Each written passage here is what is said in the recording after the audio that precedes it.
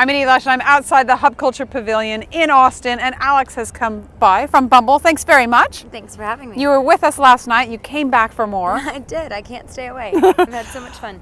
So tell me, first of all, what Bumble is. Bumble is a social networking app for people to connect with people that they haven't met yet.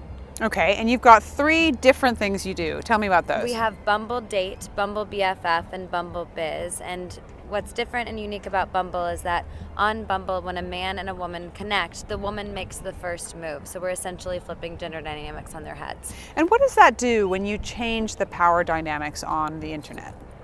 It's interesting. It creates a much different community where people treat each other with kindness and respect. Men no longer feel like they have to be aggressive as the suitor, which is the typical role that men play in dating with women. And then women have a different, they are actually feeling like they're in control, which honestly, for the first time, it's pretty much the first time in the history of women dating men where women feel like they can be in control and go after what they want. So how does that change? I'm interested in how technology and trust interact. How do you think the way that you're doing things changes how people might trust what happens on the internet? You know, on Bumble, we hold people accountable for their actions, and I think that on social networks that doesn't happen a lot of times. You see a lot of trolling, you see a lot of inappropriate and aggressive behavior, and we don't tolerate that on our platform, and we've taken an active stance against it. And because of that, I think that people are realizing that we've learned that you can build an infrastructure that actually promotes kind behavior, and people are responding really well to it, and we find that our community actually polices itself. So that's interesting. How does that how does that extend to when you're looking at business relationships or just friend relationships?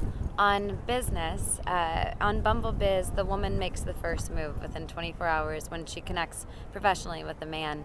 And we've seen historically on networking platforms that there's a lot of gray area in the way that women and men interact professionally. So by putting the woman in control, she's able to set the intentions of the connection. And that actually has changed the way that people interact. And because, women know that and they feel like they're in control, if somebody acts inappropriately, they know to reach out to our team and we'll block them from our app. So I also am interested in how you verify people, because I think you use a series of pictures, right? And so that makes you really accountable you have to be you. Is that right? Yes, we have a photo verification tool, and that's actually our answer to catfishing, which is widely known as a phenomenon online.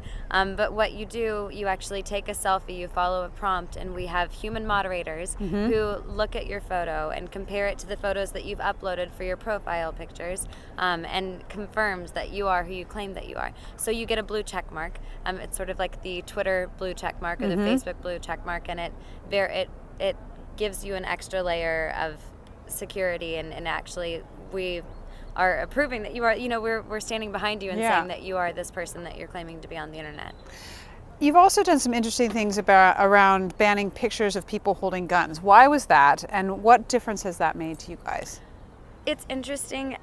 We have found that we are trying to create a space where it is harder to upload a photo with a gun on Bumble than it's actually harder to upload a photo of a gun on Bumble than it is to actually buy a gun. Really? Yeah.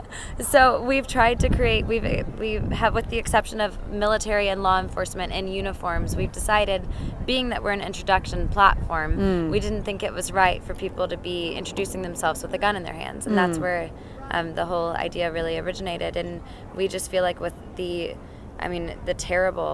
reality is that we're living in a day and age where mass shootings are taking place all the time, and we feel like as a platform we have an opportunity to really enact change. It's online behavior mimics offline behavior, and we want to start maintaining some sort of control over that. And what's been the reaction from your community to that?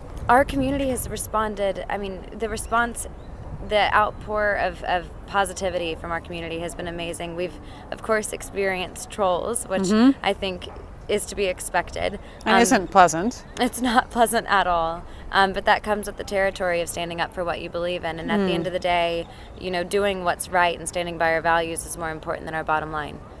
Alex, thank you so much for stopping by the dock here outside the Thank Hub you for Culture having me. Pavilion in Austin. And I'm Edie Lush.